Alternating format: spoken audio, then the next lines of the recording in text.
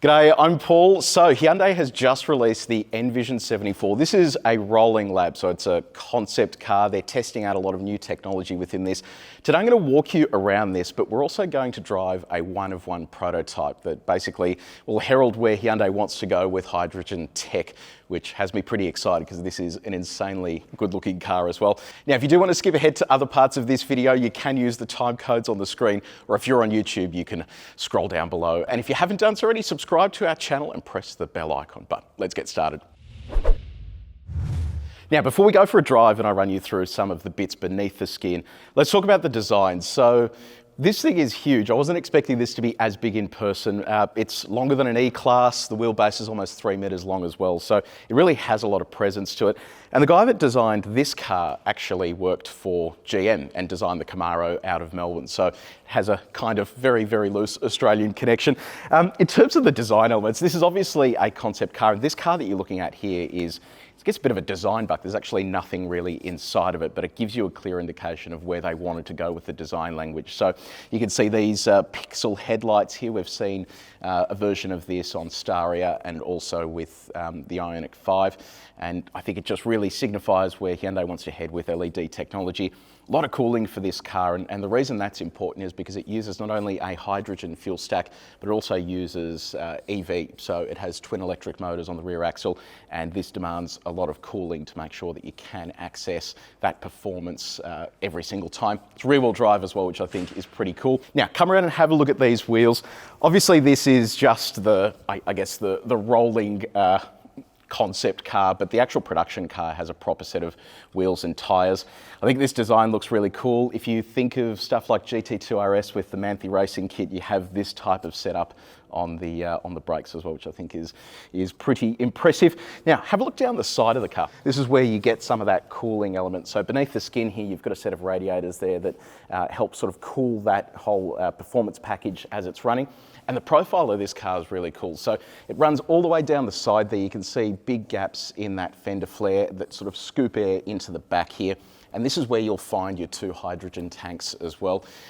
Twin electric motors on the rear there. So it is very much focused on adding weight to the back of the car there to keep it nice and stable. Come around to the back. Okay, now the back of the car. Have a look at this enormous wing here. So again, it's all about downforce because when you have that much power and torque to play with on the rear axle, you need to keep everything tied to the ground as much as you can. More of that pixel LED setup at the back here. And of course, no exhaust because hydrogen emits just water. So you're not going to find anything down there. Given that you have a battery pack and hydrogen, you don't need to have an exhaust outlet there. So where does 74 come from? Well, Hyundai designed a car called the Pony Coupe, and this was meant to go into production, but they didn't have the chassis or the engine for it. But this is where the silhouette comes from, and it was a design that actually, I guess, was the predecessor to the DeLorean. So that design followed and flowed onto there, and that's where this design has come from as well. So it is a pretty cool car to look at, and it just has a real presence to it as well. So next step is going to be to take it for a drive. We're only going to get a really brief amount of time in the car, but I'm going to run you through as much as I possibly can and give you a reaction of what it's like driving a hydrogen-based EV. There we go. Yeah. Perfect. You good?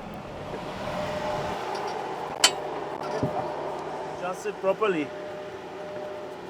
Okay, now we start. Perfect.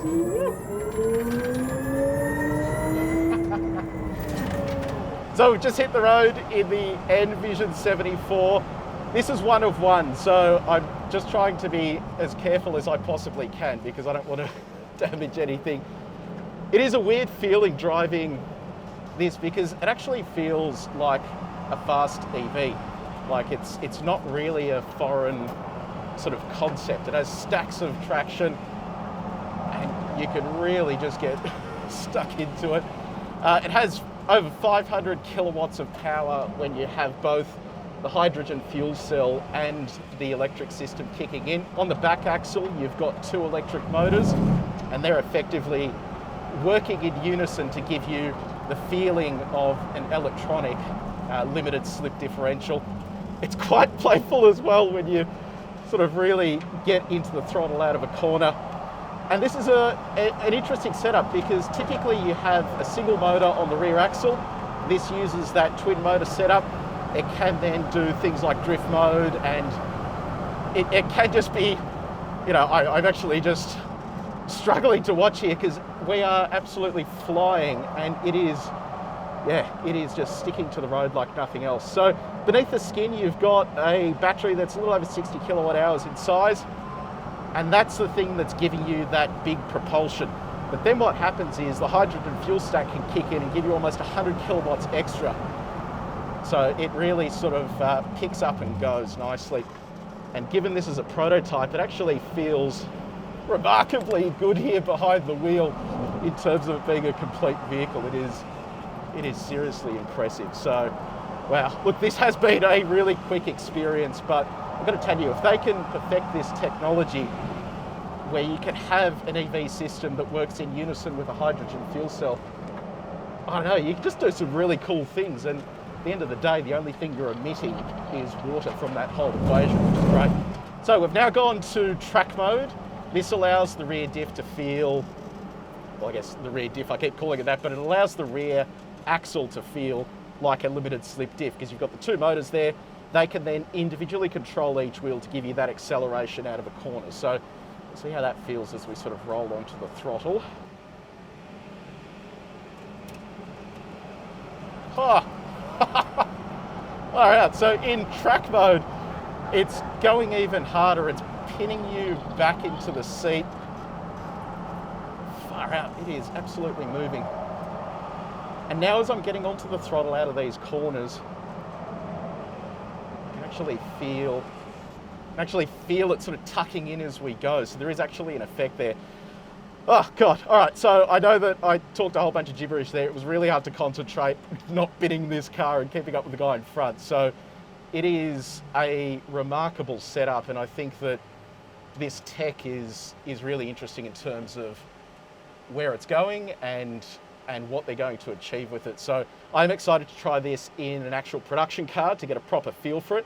But here in prototype form, this is really something else, and I think that they're onto something here. I love the fact that this is using so many different technologies and binding them all together in such an exciting and fun way. So yeah, that was bloody unreal. Okay, so I've just finished my lap. I haven't broken the car. They're just checking it before other people hop into it. I have a feeling I didn't cover everything while I was driving, so I thought I'd quickly run through just some of the key stats. So twin 235 kilowatt motors at the rear. So the rear is basically driving cars, rear-wheel drive. Over 500 kilowatts when both of those systems combine. 900 newton meters, almost a kilonewton of torque. You get torque vectoring through those E-motors. So what I was talking about out there was that experience of tucking into the corner, getting on the throttle, and then it really just sort of hunkering down and pulling it out of the corner. That's the advantage you get with the twin motors. You can't really achieve that with a single motor setup on the rear axle.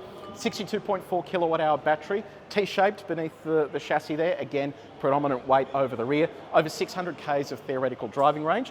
So under that little visor at the back there, you've got two 4.2 kilo hydrogen tanks. So they give you the propulsion, but in addition to that, you can also charge this through 800 volt DC or AC charging. So it means it's just like other cars on that architecture in terms of being able to top it up. You can either go down the path of that or put hydrogen in it. What else have we got? So the emission from hydrogen is just water.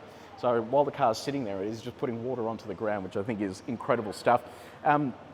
During regular driving, the battery runs the motors. The hydrogen fuel stack can then charge the batteries. It can act as a generator. But under full throttle, the fuel stack can provide a voltage boost, and that basically allows you to draw more current from the batteries and send it to those electric motors.